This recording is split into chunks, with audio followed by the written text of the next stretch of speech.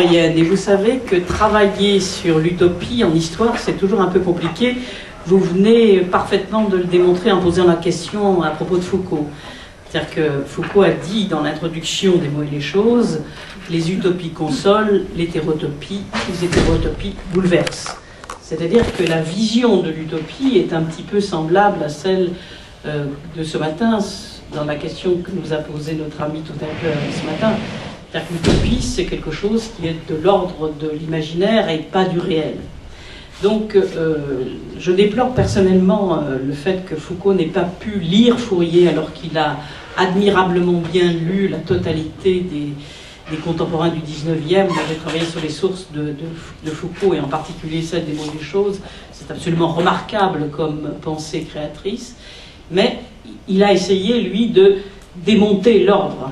Et du même coup, tout ce qui était désordre, tout ce qui était critique à l'égard du désordre, n'a pas été perçu par Foucault, et Fourier n'a pas été lu, si vous voulez, comme il aurait dû être lu par Foucault, me semble-t-il. Alors, quand on est historien et qu'on travaille sur précisément quelque chose qui n'est pas de l'ordre de l'histoire, c'est particulièrement difficile. Alors nous avons, nous, pendant un certain temps, donc je ne dis pas le temps que nous avons passé, nous n'avons pas terminé, essayé de décrypter le livre des passages de Benjamin. Et je crois que c'est un long chemin. Miguel Abassour m'a vraiment beaucoup aidé à lire Benjamin, à lire le livre des passages, et tenter dans un dialogue permanent entre, dans le séminaire de l'Arsenal, maintenant celui de l'École des hautes études, essayer de réfléchir sur comment réintroduire les utopies dans l'histoire. C'est-à-dire que nous avons essayé de réfléchir depuis très très longtemps ce moment de l'utopie qui est un moment qui vient du réel, cette fulgurance d'une pensée critique, comment se fait-il qu'elle ait été écartée de l'histoire et en même temps comment la réintroduire dans l'histoire. Alors c'est là que Benjamin nous offre une voie de compréhension absolument magistrale. Seulement, il faut prendre le temps de la lecture, et ça n'est pas évident. À la manière un petit peu de Balzac, c'est-à-dire que si j'avais à définir l'utopie pour l'historien, ça serait dans Les Paysans de Balzac, qui fait dire à son orateur, l'historien, lui, l'historien des mœurs, doit rendre tout probable, même le vrai. Alors que l'historien classique, il s'en prend à ses contemporains de la première moitié du siècle, alors que l'historien classique rend compte de ce qui est, sous prétexte que c'est advenu, même l'impossible.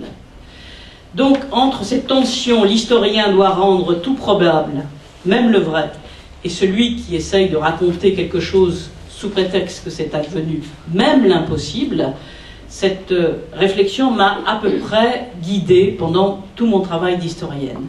Et c'est la raison pour laquelle nous avons ensemble, tous ensemble, parce qu'on ne peut pas faire ça seul, c'est vraiment un travail collectif, essayer de réfléchir, René aussi nous a beaucoup aidé, sur les chapitres du livre des passages.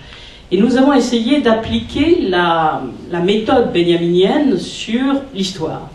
Et nous avons peu à peu avancé en essayant de réfléchir sur ce 19e siècle, justement, qui a fait saisir ce 19e siècle dans cette catastrophe dont parlait Miguel ce matin. C'est-à-dire que, il me semble que la réflexion de Benjamin, qui en 1900, donc dans les années 30, essayait de récupérer les déchets du passé à la Bibliothèque nationale, et en même temps, en réfléchissant sur ce qui avait amené à la catastrophe, nous nous sommes rendus compte que, peut-être, maintenant, nous serions non pas dans le doute, la première étape dont parlait Miguel ce matin, mais nous serions peut-être dans une période du doute absolu de Benjamin, puisque nous sommes véritablement arrivés à un moment d'impasse complète.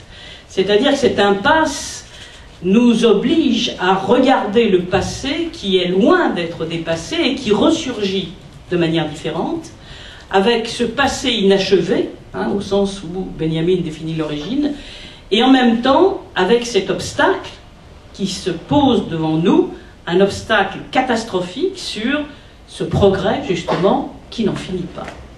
Alors nous avons systématiquement travailler les chapitres Saint-Simon en découvrant cette lecture spécifique de Saint-Simon, de Benjamin, qui précisément n'a pas été pensée de manière critique. Et je m'apprêtais, mais je ne peux vraiment pas, parce qu'il me faut 1 heure, je m'apprêtais à vous développer, enfin à décrypter en quelque sorte le chapitre